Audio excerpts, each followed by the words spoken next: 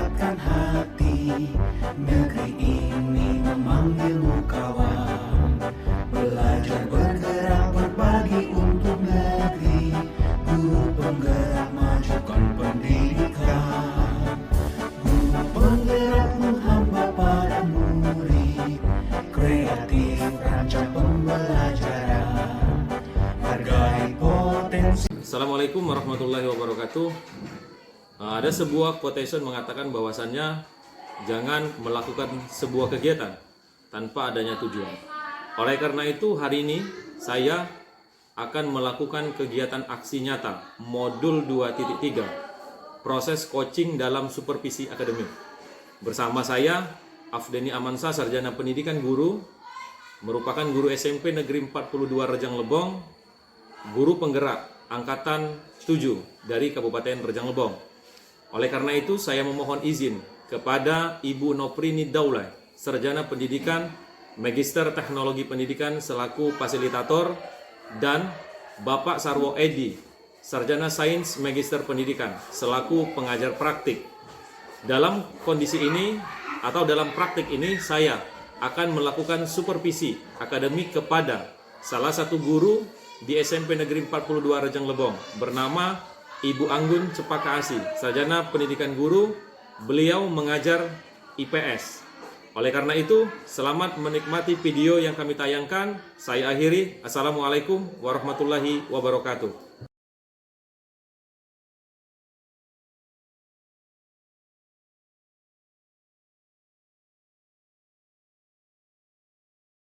Baik, Assalamualaikum warahmatullahi wabarakatuh.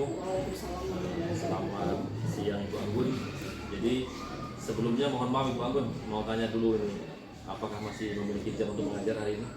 Masih Pak. Oh, masih. Jadi mohon waktunya 5-10 menit Ibu Anggun terkait dengan tugas saya sebagai guru penggerak. Jadi dalam kasus ini nanti Ibu Anggun sebagai coach untuk saya supervisi terkait dengan tugas sebagai guru penggerak.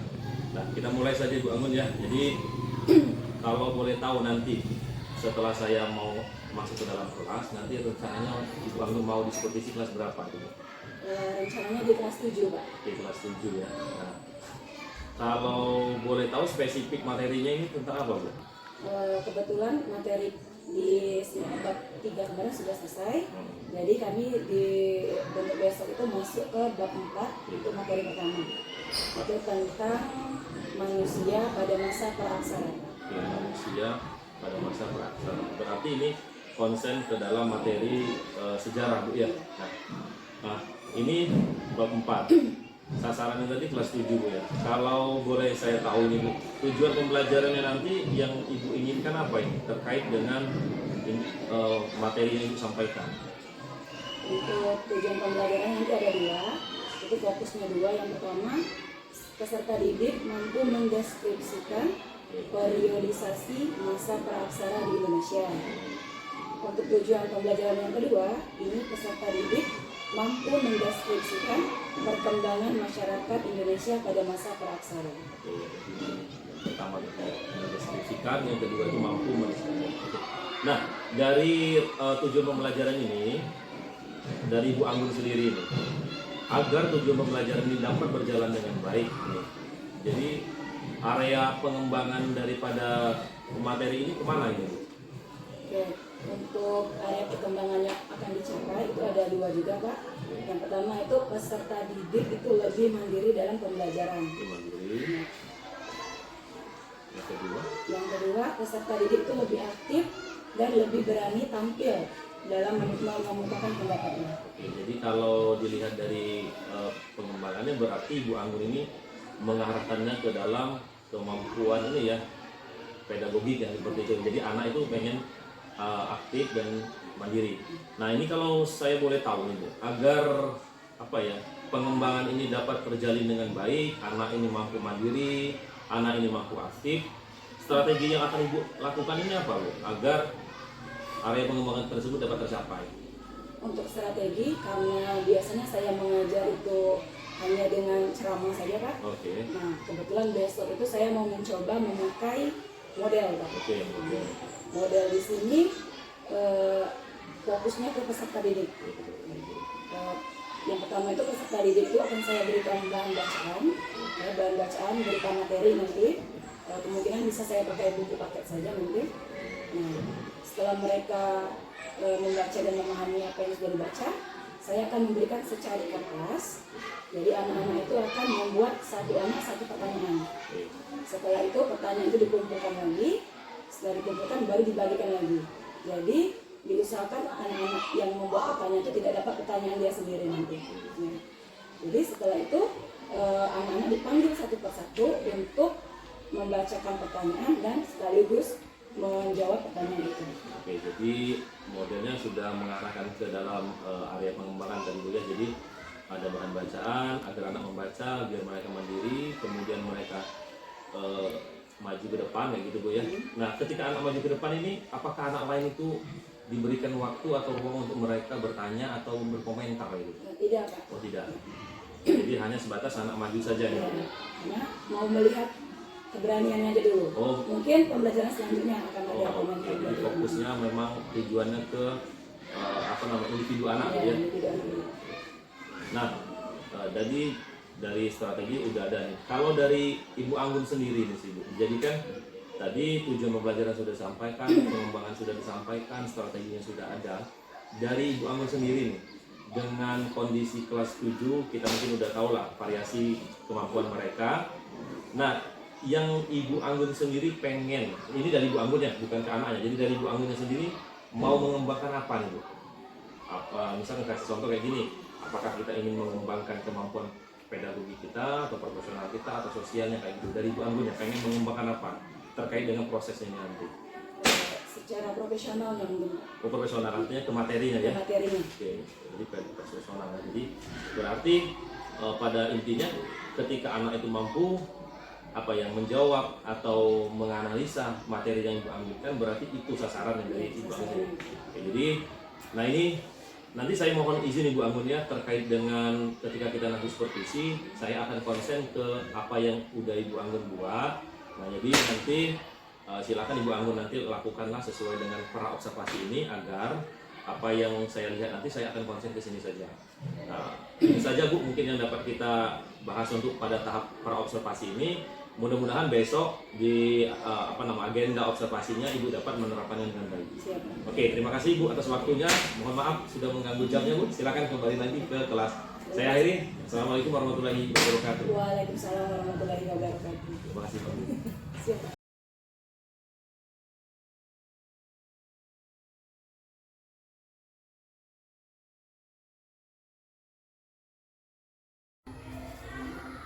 Assalamualaikum warahmatullahi wabarakatuh.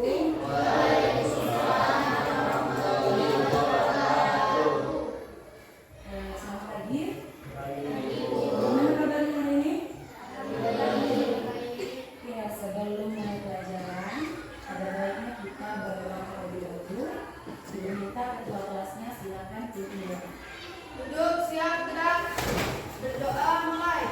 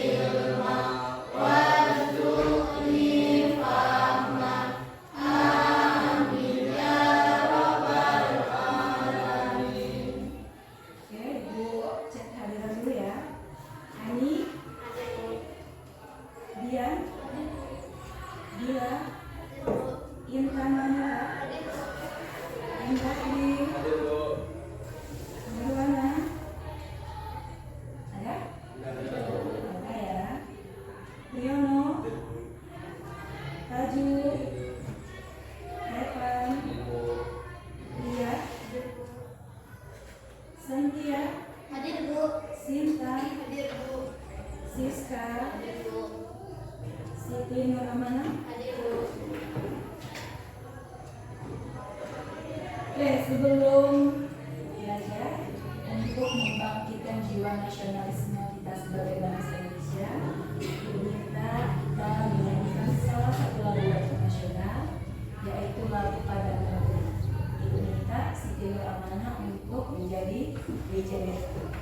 Kalian semuanya berdiri.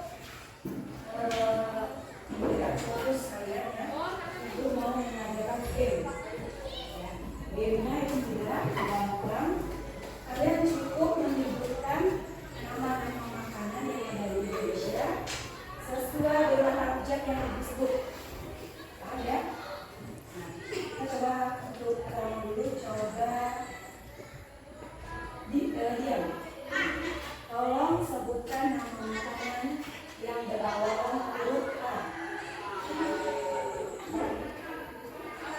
Makanan yang berawalan huruf A. Bisa? Coba ke dalam diri sendiri ya. A.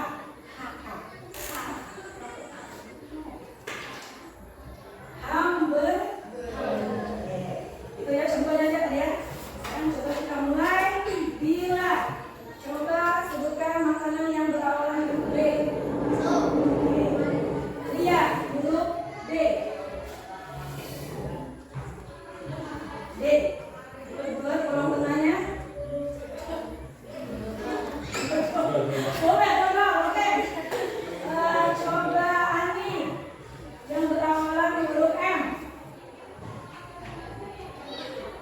Mi. Rafli yang berawalan huruf P. Pizza. Kemudiannya itu hanya untuk mengembalikan fokus kalian saja sebelum masuk ke materi. Oke. Untuk materi kali ini kita masuk ke bab 4 di semester 2. Itu tentang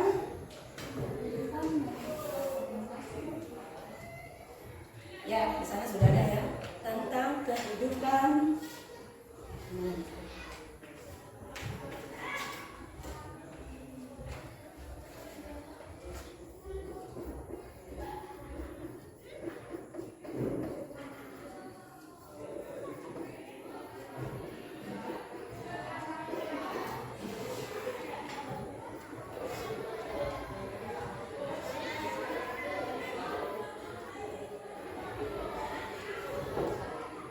Kehidupan manusia pada masa pra-aksara.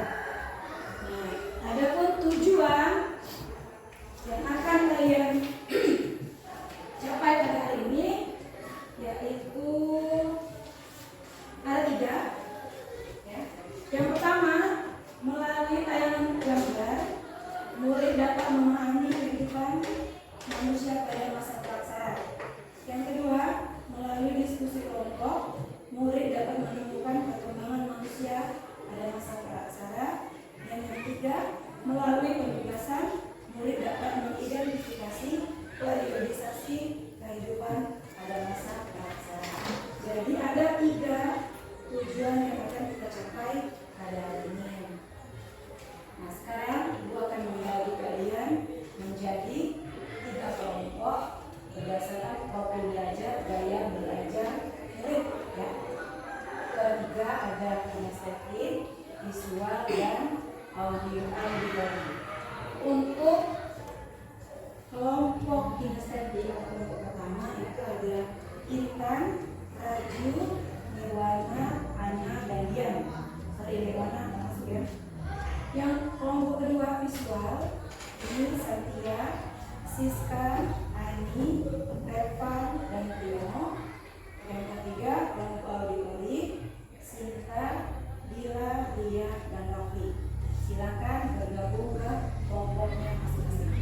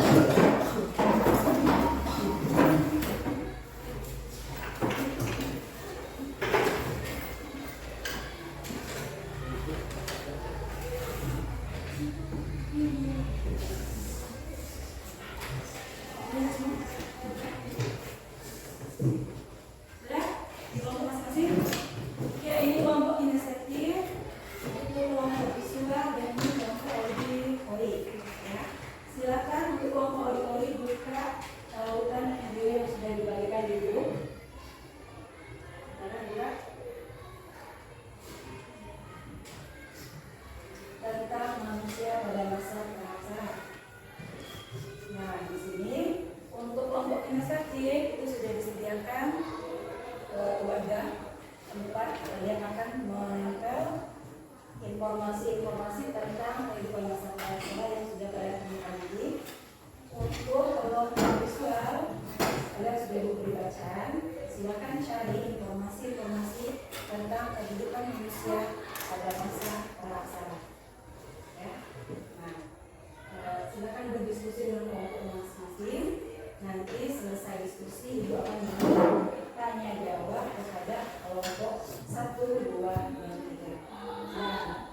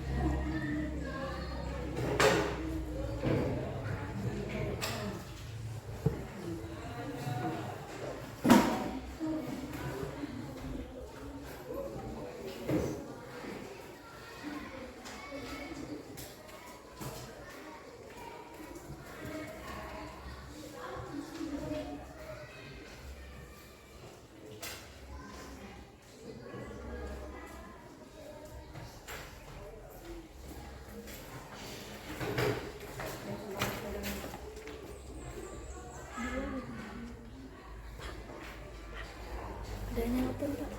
Adanya.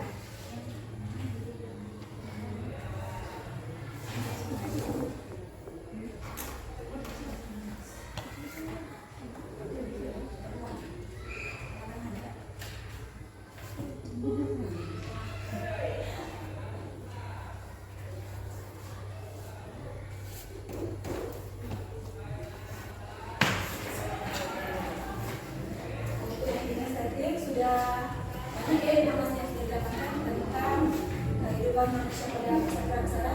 Gimana dengan kelompok Sintia? Ya, dapat? Kelompok Sintia? Ya, kalau sudah, ini tuangkan sesuai yang tadi, tuangkan tentang tanggung jawab. Ya, karena di awal itu belum memberikan materi tentang kehidupan masa praksara. Itu memang Ibu sengaja karena Ibu mau menginstruksikan kepada kalian untuk mencari sendiri materi yang akan kita pelajari pada hari ini. Nah, dari hasil pencarian informasi yang sudah kalian lakukan, ada yang sudah tahu, sudah paham apa itu masa praaksara? Ya, coba sudah.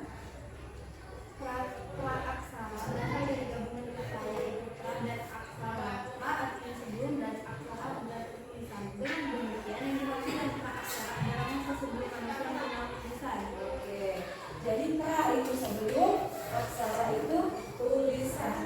Jadi bisa kita artikan bahwa masa praaksara merupakan masa ketika manusia sebelum mengenal tulisan. Ada kata lain daripada praaksara selain itu? Oke, kan? Masa praaksara disebut juga dengan masa nirleka. Nir artinya tidak ada dan leka artinya tulisannya itu masa tidak ada tulisan. Oke, jadi praaksara itu juga bisa disebut dengan nirleka. Nir artinya tidak ada, leka artinya tulisan. Oke, nah itu sedikit pengertian tentang praaksara. Sekarang kita akan masuk ke materi kedua, periodisasi manusia, kehidupan manusia pada masa praksara. Nah, di sini ada dua, ada periodisasi secara biologis dan periodisasi secara arkeologis. Untuk hari ini kita akan bahas tentang periodisasi geologis. Apa itu geologis? Geo, bumi. Jadi periodisasi pada secara bentuk bumi ya. Nah, artinya kita akan mengetahui ada berapa zaman pada masa praaksara. Ada berapa zaman? Ada empat. Ya, ada 4 ya. Ibu minta coba kelompok Sintia sebutkan zaman pertama. Zaman Arkaikum. Zaman apakah zaman Arkaikum itu? Zaman Arkaikum merupakan zaman tertua. Zaman ini berlangsung kira-kira sejak 2.500 juta tahun yang lalu. Pada waktu itu kulit bumi masih sangat panas hingga belum terdapat kehidupan di atasnya. Oke, pada saat zaman Arkaikum bumi masih sangat panas ya. Seperti yang sudah dicontohkan oleh kelompok ini bentuk bumi masih sangat panas. Artinya belum ada tanda-tanda kehidupan pada zaman Arkaikum, baik hewan, tumbuhan maupun manusia. Coba kelompok Sinta sebutkan zaman kedua. Zaman Paleozoikum. Apa itu? Paleozoikum. Zaman kehidupan tua berlangsung kira-kira sejak 340 juta tahun yang lalu. Zaman ini sudah ditandai dengan munculnya tanda-tanda kehidupan. Antara lain munculnya binatang yang tidak bertulang punggung. Maksudnya tidak berulang belakang. Sudah dicontohkan oleh kelompok kinestetik tadi zaman Paleozoikum. Seperti ini. Ini ada beberapa hewan laut, ada ikan, amfibi, reptil yang tidak ada tulang belakang. Yang terakhir ada zaman Mesozoikum dan Neozoikum. Coba kelompok ikan jelaskan. Kelompok zaman ketiga dan keempat.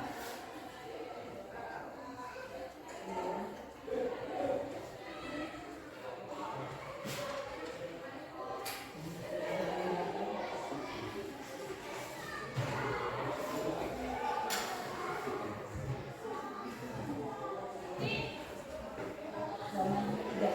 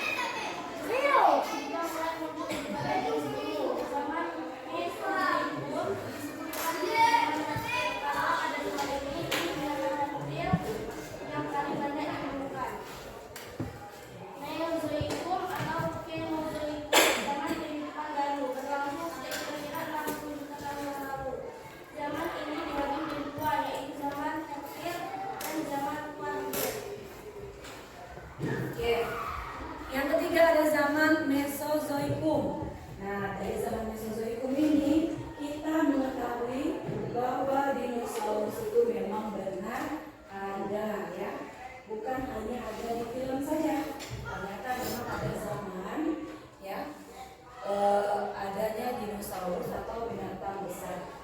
Nah, itu disebut dengan zaman Mesozoikum. Yang terakhir itu ada zaman Neozoikum. Nah, zaman ini dibagi lagi menjadi dua. Ada zaman Tertier dan zaman Kuartier. Untuk zaman Tertier itu masih belum pernah ada kehidupan manusia, masih hewan menyusui seperti yang ada di gambar, hewan mamut namanya ya, gajah yang menyusui atau gajah besar. Kemudian zaman terakhir itu ada zaman Kuartier. Di sinilah ada tanda-tanda atau peradaban manusia pertama yang hidup di alam ini, sering kita sebut sebagai manusia purba. Ada pertanyaan di sini? Oke, kalau tidak ada, silakan kalian rangkum ya informasi baik yang sudah kalian baca maupun informasi yang sudah ibu jelaskan tadi atau informasi yang sudah teman-teman kalian jelaskan tadi. Silakan buat rangkuman di buku catatan. Ibu kasih waktu selama 5 menit.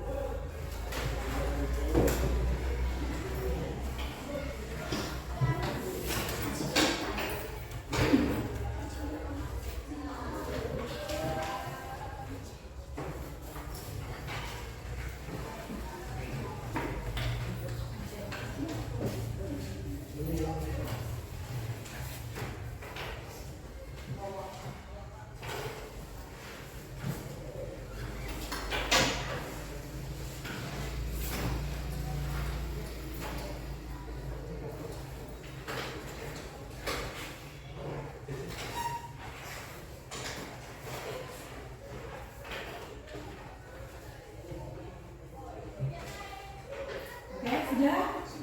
Oke. Kalau sudah, untuk tidak lanjut di depan, silakan kerjakan latihan ada di buku halaman 52 ya. Diminta dikumpul di depan, cukup pilihan dan lain saja. Oke. Jadi, kalau sudah, kita akhiri pembelajaran pada hari ini. Untuk karena di awal tadi sudah menjelaskan, untuk di akhir diminta juga ke ketua kelasnya itu sudah kembali untuk menjelaskan. Duduk, siap, duduk, gerak. Beri salam. Waalaikumsalam warahmatullahi wabarakatuh. Berdoa mulai.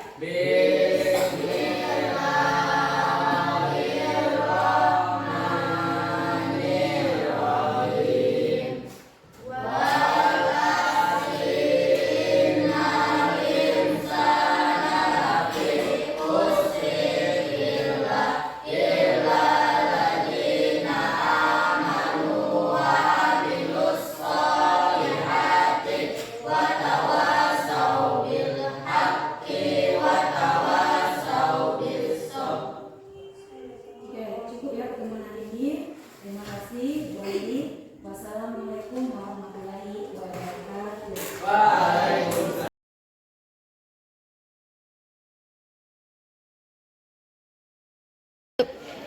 Terima kasih Bu Anggun atas waktu hari ini.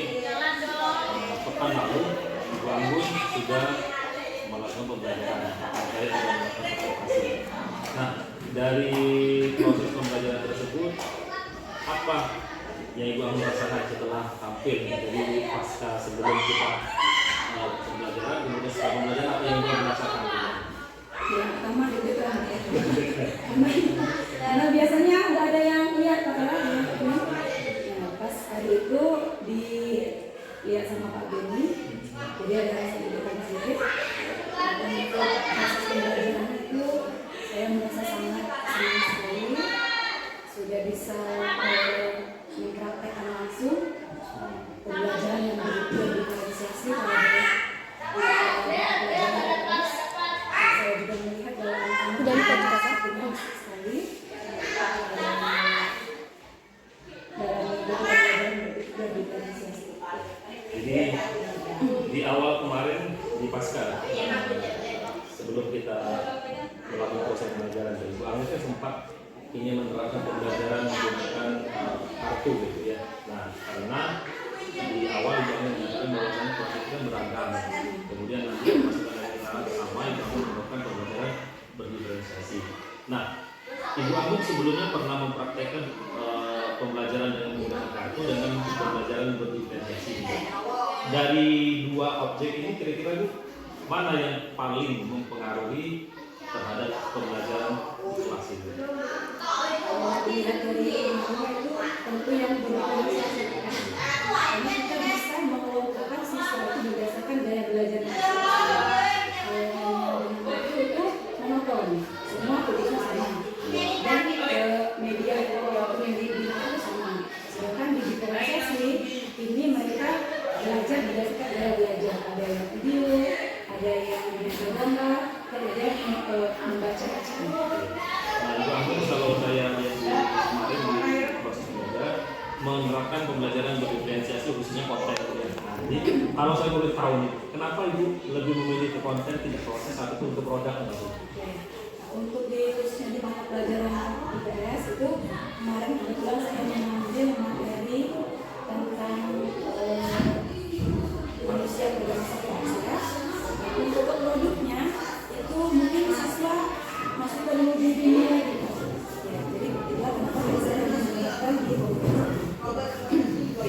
Nah jadi dari alasan tadi karena mungkin apa namanya keputusan nah rencana tidak lanjut ke depan ini RTL-nya apa yang akan lakukan kira-kira untuk proses pembelajaran ke depannya dari pribadi kamu sendiri? Kalau mungkin saya akan menjelaskan yang proses dan produknya ini. Oh, jadi tetap mencoba mengulang pembelajaran berdasarkan produk. Oke, Pak Anda mungkin kalau hasil akhir ya, kalau di hasil akhir misalnya di akhir pembelajaran itu kan dibangun hasil PR itu kemarin Pak saya. Gimana tuh hasil PR lama itu setelah Ibu menerapkan pembelajaran berdiferensiasi untuk konten? Untuk hasil nilainya Ya, nilainya. itu sangat berbeda sekali dengan pembelajaran yang dilakukan kurikulum. Itu berdiferensiasi anak-anak itu lebih tingkat pemahamannya itu lebih tinggi daripada pembelajaran sebelumnya. Jadi mudah-mudahan ke depan nanti kita bisa berkolaborasi mudah-mudahan setelah itu rencana nanti dapat kita sama-sama menerapkan di SMP. Mudah-mudahan kita sukses. Jadi terima kasih Bu atas waktunya, mohon maaf mengganggu Bu ya. Kita sama-sama terus belajar demi peserta didik kita. Segini dulu Bu mungkin yang bisa saya sampaikan. Mohon maaf apabila ada yang salah. Saya akhiri. Assalamualaikum warahmatullahi wabarakatuh.